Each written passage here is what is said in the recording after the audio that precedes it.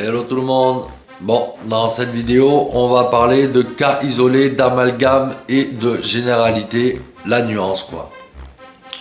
Disons qu'il y a à peine quelques jours, j'ai reçu une grande leçon de vie due à mon ignorance et ce syndrome que je tracte, celui d'apprendre comme un autodidacte. Quoi de mieux que quelques mises en situation pour épurer le brouillard que je suis en train d'ériger. Disons que je me posais plus trop de questions sur certaines choses qui me laissaient jadis perplexe. J'ai côtoyé 4 personnes malsaines, perverses et traîtres qui provenaient d'une ville bien spécifique et qui m'ont fait à moi comme à d'autres énormément de mal. Et je me suis dit, les gens de cette ville me puonnaient littéralement sans même que je les connaisse. D'ailleurs, je ne veux même pas apprendre à les connaître, ils sont clairement pas nets. Et j'ai tissé des liens amicaux, si je puis dire, avec une tierce personne, il y a quelque temps, que je connais ni plus ni moins, car je l'ai rencontré en prenant le bus et nous avons été amenés à partager déjà pas mal de trajets ensemble. Cette personne, c'est un homme, je le considère pur, brut et respectable. Quand un jour je lui demande d'où il vient, quelle est sa ville natale, il me répond alors cette ville que j'ai maudit pendant plus de 15 ans.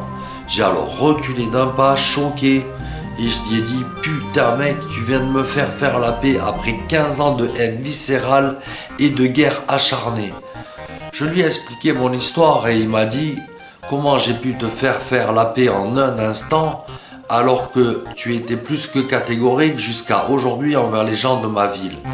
Et là, que de lui répondre, je viens juste de prendre une leçon incroyable sur ce qu'on appelle l'amalgame. Je n'ai connu que les pourris de sa ville natale, du coup je croyais que c'était une généralité. Mais je suis peut-être tombé sur quelques cas isolés, hélas de manière concentrée, et j'ai eu des préjugés. Tout simplement. Un autre cas. J'ai rencontré quelques femmes dans ma vie qui étaient tellement victimes de leur grand frère que l'une d'elles a fini par sauter la vie et que les autres y avaient déjà songé.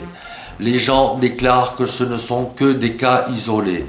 Alors je suis désolé, mais si je suis amené à rencontrer une bonne poignée de ces femmes, c'est que vous aussi, probablement, vous en avez croisé.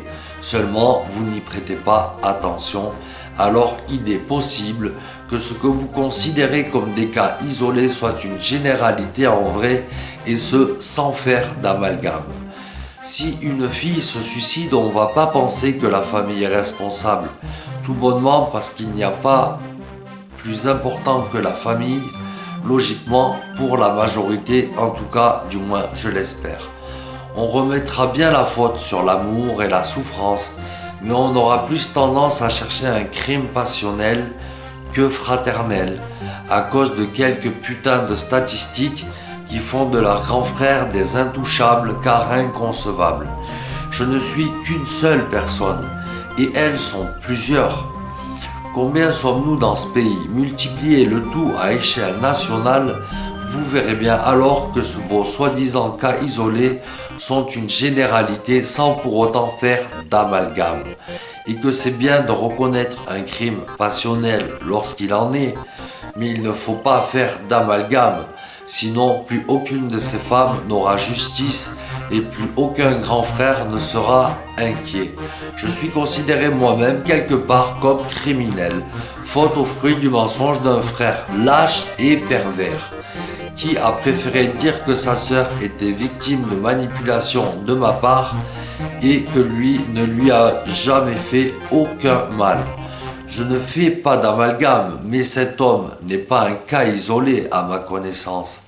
Du coup, comment peut-on affirmer que la justice n'est pas corrompue et que faute à ce putain d'amalgame, cela sera perçu comme une généralité? À l'heure où je vous parle, moi, j'en ai pris conscience. Et vous? À méditer.